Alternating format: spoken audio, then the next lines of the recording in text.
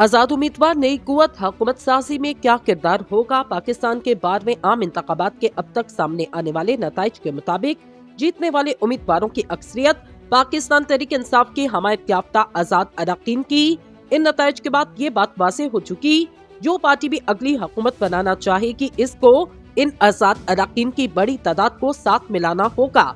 Election commission of Pakistan की जानिब से अब तक जारी किए गए कौमी असम्बली के 122 नशिस्तों के मुसद्दका नताइज के मुताबिक जीतने वाले अरकान में से 49 आजाद उम्मीदवार, मुस्लिम लीग नून 39 सीटों के साथ दूसरे और पाकिस्तान पीपल्स पार्टी 30 सीटों के साथ तीसरी पोजीशन पर।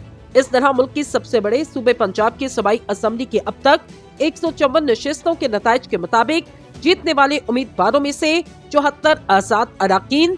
इन आजाद उम्मीदवारों को असम्बली का हल्फ उठाने के बाद 3 रोज के अंदर किसी जमात में शमूलियत इख्तियार करना होगी और जिस जमात में ज्यादा आजाद उम्मीदवार जाएंगे इसके पास हुकूमत बनाने का इख्तियार होगा।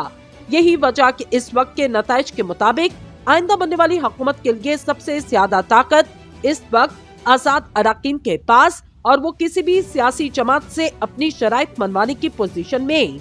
सियासी तजियाकारों का ख्याल पाकिस्तान तहरीक इंसाफ के अलावा दूसरी दोनों बड़ी जमातों को हुकूमत बनाने के लिए इन आजाद उम्मीदवारों में से ज्यादा को साथ मिलाना होगा।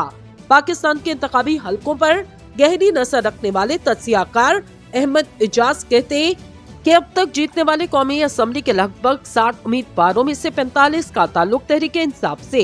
बाकी बच जाने वाले तकरीबन 150 नशिस्तों पर अगर मुस्लिम लीग नून को अक्सरियत न मिली तो कोशिश की जाएगी आजाद उम्मीदवारों की ज्यादा से ज्यादा तादाद को इस जमात में शामिल करवाया जाए, लेकिन ये अमल मुश्किलात का शिकार हो सकता।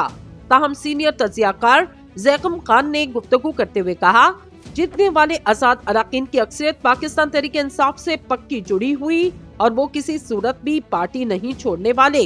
अहमद इजाज के मुताबिक अब नवाज शरीफ और आसिफ अली सरदारी में मुकाबला होगा कि वो कितनी तादाद में आजाद उम्मीदवारों को अपने साथ मिला सकते और इस सिलसिले में आसिफ सरदारी का पलड़ा भारी है और इनका माजी का रिकॉर्ड भी बेहतर।